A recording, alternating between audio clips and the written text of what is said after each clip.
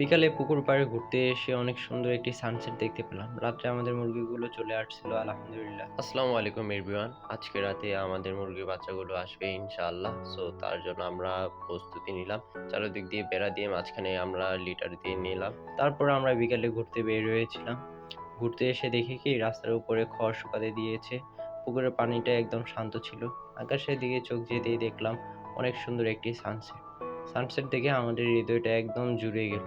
তারপর পুকুরের এক পাড়ে এসে আমরা কিছুক্ষণ বসেছিলাম। তারপর দাঁড়িয়ে দেখলাম কি মাছগুলো একটু পর পরে উপরে ভেসে উঠছিল। দেখতে খুবই সুন্দর লাগছিল। পুকুরের পানির উপরে সূর্যের কিরণ পড়ছিল, যা দেখতে একদম স্বর্গের মতো। তারপরে আমরা দেখলাম কি মাঠ একদম খালি হয়ে গেছে। সব ফসলগুলো গোলার ভিতরে কৃষকরা নিয়ে গিয়েছে। তো সন্ধ্যাবেলা আমরা ফার্মে আবার চলে আসি। আসার পরে আমাদেরকে কল দেওয়া হয়েছিল। মুরগির বাচ্চা খুব কাছাকাছি চলে আসছে। তো তার প্রস্তুতি হিসেবে আমরা পেপার বিছিয়ে নিয়েছিলাম। পেপার বিছানোর কারণ হলো কি, শুধু লিটারের উপর মুরগির বাচ্চাগুলো হাঁটা চলাফেরা করতে পারবে না। তার জন্য আমরা পেপার বিছিয়ে নিয়েছিলাম।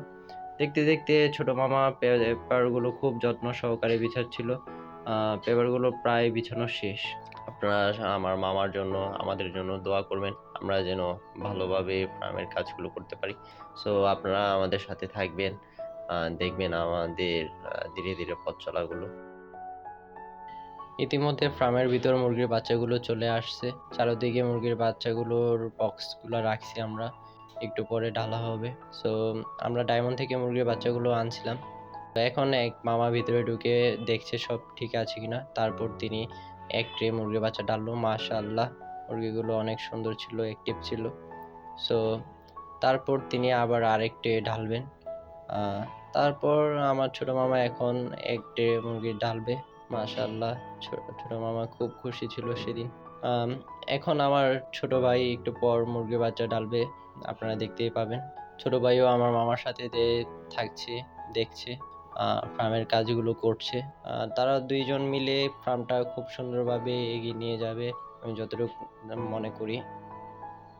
তো এখন ছোট ভাই আসলো মুরগির বাচ্চা ঢালার জন্য। তো তারপর মুরগির বাচ্চাগুলো সব ঢালা শেষ।